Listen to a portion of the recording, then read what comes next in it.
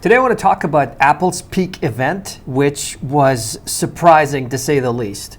There were so many things that were very interesting and a few things that were kind of boring for me. So the first thing I want to talk about when it comes to Apple's peak performance event is the copywriting itself. Since I am a copywriter, I thought the tagline was genius. The word peak performance. Peak here is not a typo.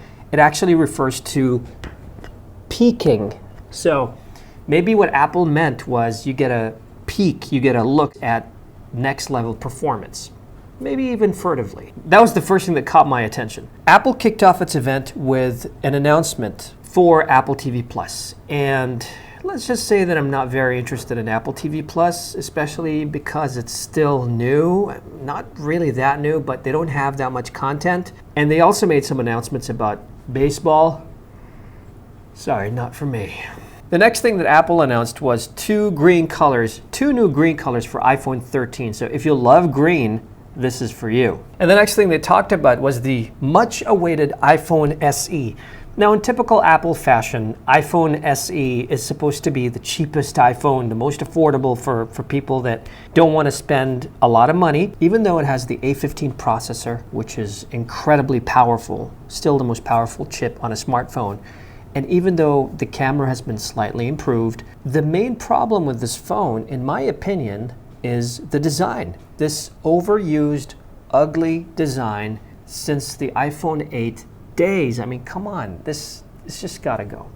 Unless you are somebody who likes classic designs, by all means, maybe this phone's good for you. But for anyone that wants to have a good-looking phone, the iPhone SE is not. In my opinion, it's just an ugly phone. However, the specs are so good for this phone. Apple has been doing this for a while now. It's one of the most affordable Apple products that you can get your hands on. If you remove the Touch ID, you can take advantage of all of that screen real estate at the bottom. So the size of the phone, the overall size would not change, but the screen will be bigger.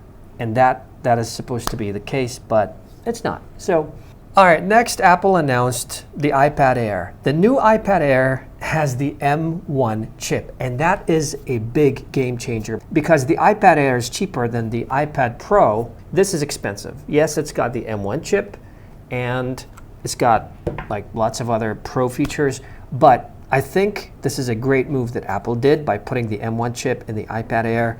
Same form factor, same everything except for the new chip. And they also introduced a new color. Now, let's talk about the most exciting part of this presentation, which is the announcement of a brand new chip. And I know what you're thinking.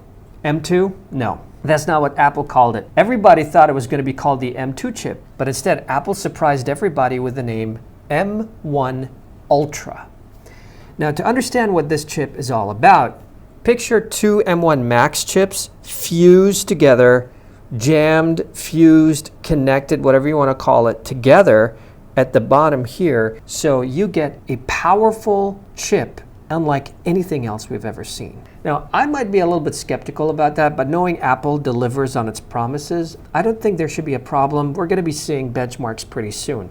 Because remember NVIDIA's SLI days? I had an NVIDIA SLI graphics chip years ago, and unlike what most people thought, you don't get double the performance. But in this case, Apple claims that the M1 Ultra chip will behave as a single chip. And I don't think that should be a problem because the chips are connected at the bottom. The entire length of the chip is connected together. This is my theory. And you get 2.5 terabytes per second, and that's the interprocessor bandwidth. I think the chips will deliver. The M1 Ultra comes with a 20-core CPU with 16 high-performance cores and 4 high-efficiency cores. And you also have the option for a 64 GPU core.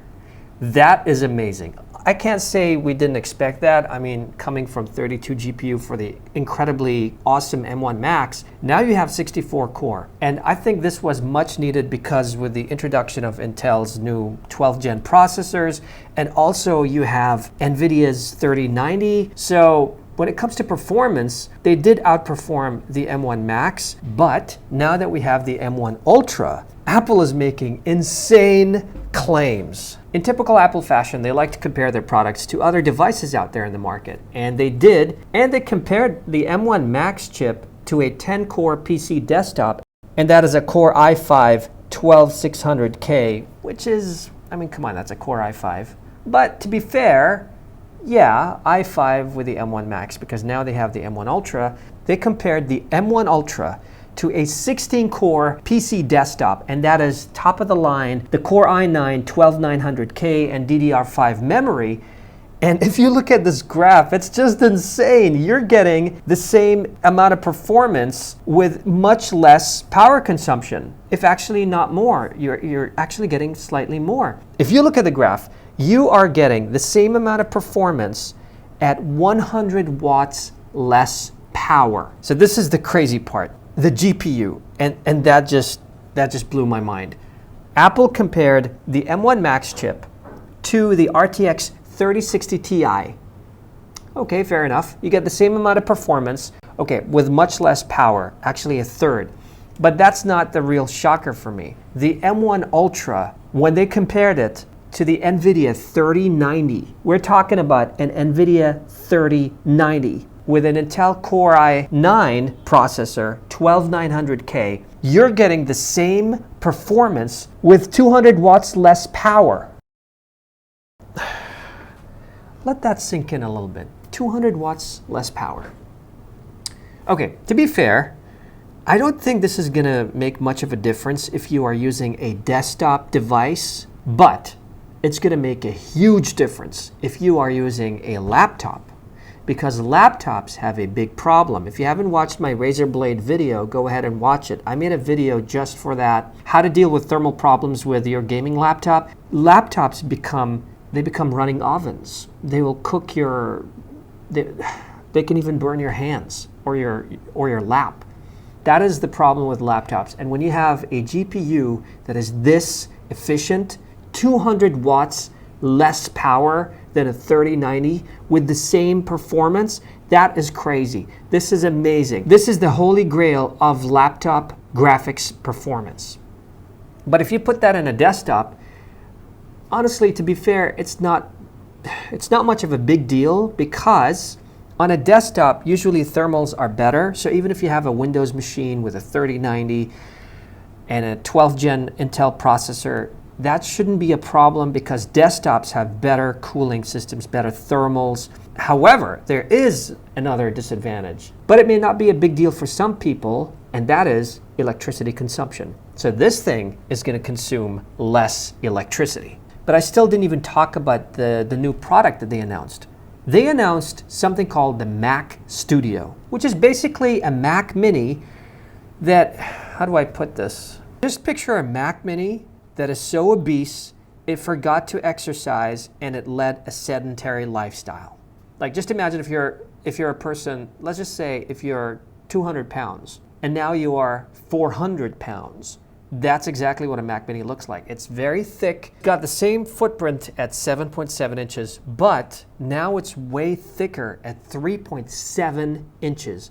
I mean, it may still fit under your monitor if your monitor is tall enough, but I think it's okay. You know, not everything fat or thick in the world of electronics and tech is bad. As a matter of fact, the thicker, the better. Of course, up until a certain point, I agree. I mean, think of gaming laptops that look horrible. The very thick gaming laptops that nobody cares about anymore. So thicker is actually better for thermals. And in this case, in the Mac Mini Studio's case, they did that so they can put better thermals. Like half of it is actually for thermals. Like half of it is actually for thermals to suck out all that heat. And finally, they announced a new display, which is impressive. So the new screen comes with certain Apple features that I love. It comes with Center Stage that was introduced first on the iPad Pro. I love this feature. So now you have that. The current Apple XDR screens don't have a camera, and that is very, very useful for people who want to have conferencing. Some people are still doing that with distance learning and remote work. So that is very useful. And also, they added the powerful speakers that everybody loves, that Apple makes, the best speakers in devices like laptops and whatever. They added those speakers in that monitor. And that's about it, guys. If you like this video, give it a like. And if you really like this video, subscribe to this channel. And have a great day.